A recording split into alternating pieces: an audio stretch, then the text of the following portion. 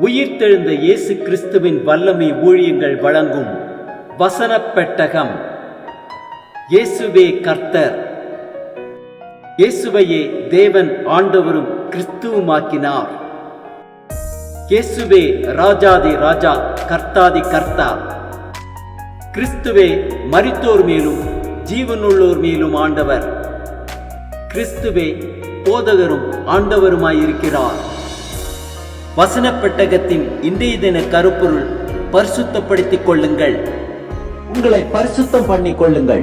பரிசுத்தப்படுத்திக் கொள்வதை குறித்ததான வேத வசனங்களை பார்க்கலாம். 2 தெசலோனிக்கேயர் 2:13 வாசிக்கிறோம்.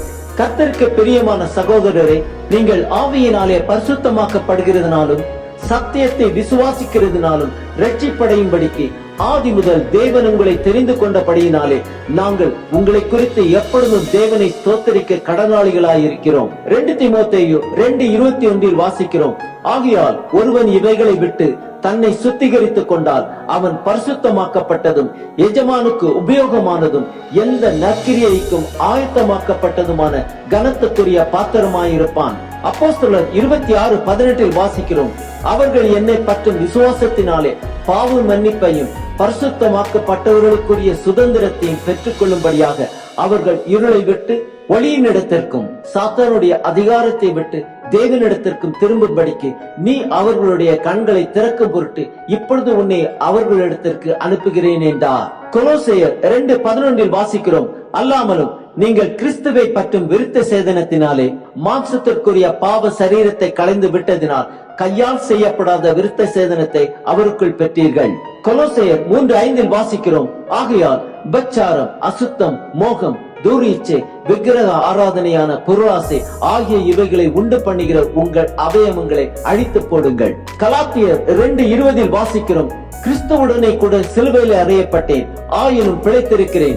இனி நான் அல்ல, கிறிஸ்துவே எனக்குள் பிழைத்திருக்கிறார். நான் இப்பொழுது மாம்சத்தில் பிழைத்திருக்கிறதோ என்னில் அன்பு கூர்ந்து எனக்காக தம்மை தாமே ஒப்பு கொடுத்த தேவனுடைய குமாரனை பற்றும் விசுவாசத்தினாலே பிழைத்திருக்கிறேன். எபிரேயர் 9:14 வாசிக்கிறோம்.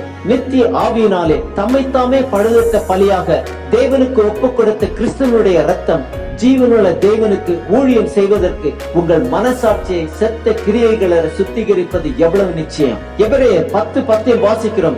இயேசு கிறிஸ்துவனுடைய சரீரம் ஒரே தரம் பலியிடப்பட்டதினாலே அந்த சித்தத்தின்படி நாம் பரிசுத்தமாக்கப்பட்டிருக்கிறோம்.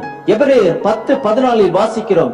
ஏனெனில் பரிசுத்தமாக்கப்படுகிறவர்களை ஒரே பலியினாலே இவர் என்னென்னைக்கும் பூரணப்படுத்தி இருக்கிறார். எபிரேயர் 12:10 வாசிக்கிறோம். அவர்கள் தங்களுக்கு நலம் என்று தோன்றினபடி கொஞ்ச காலம் சிட்சித்தார்கள். இவரோ தம்முடைய பரிசுத்தத்துக்கு நாம் பங்குள்ளவர்களாகும் பொருட்டு நம்முடைய பிரயோஜனத்துக்காகவே நம்மை சிட்சிக்கிறார். எபிரேயர் 12:14 வாசிக்கிறோம். யாவரோடும் சமாதானமாய் இருக்கும் பரிசுத்தம் உள்ளவர்களாய் இருக்கும் நாடுங்கள். பரிசுத்தம் இல்லாமல் ஒருவனும் கர்த்தரை தரிசிப்பதில்லையே. எபிரேயர் 13:12 வாசிக்கிறோம். அந்தபடியே இயேசுவும் தம்முடைய சொந்த இரத்தத்தினாலே ஜனத்தை பரிசுத்தம் செய்யும்படியாக நகர வாசலுக்கு புறம்பே பாடுபட்டார். 1 கொரிந்தியர் 6:11 வாசிக்கிறோம். உங்களில் சிலர் இப்படிப்பட்டவர்களாய் இருந்தீர்கள், ஆயினும் கர்த்தராகிய இயேசுவின் நாமத்தினாலும் நமது தேவனுடைய ஆவியினாலும் கழுவப்பட்டீர்கள், பரிசுத்தமாக்கப்பட்டீர்கள், நீதிமான்களாக்கப்பட்டீர்கள். 1 யோவான் 1:9 வாசிக்கிறோம். நம்முடைய பாவங்களை நாம் அறிக்கையிட்டால் பாவங்களை நமக்கு மன்னித்து எல்லா அநியாயத்தையும் நீக்கி நம்மை சுத்திகரிப்பதற்கு அவர் உண்மையும் நீதியும் உள்ளவராயிருக்கிறார். ஆம், பரிசுத்தம் இல்லாமல் ஒருவனும் கர்த்தரை தரிசிப்பதில்லையே. இயேசுவின் ரத்தத்தால் நாம் கழுவப்பட்டு பரிசுத்தப்படுத்திக் கொள்வோம். அற்புதங்களை அனுதினமும் நம் வாழ்க்கையில் காணலாம்.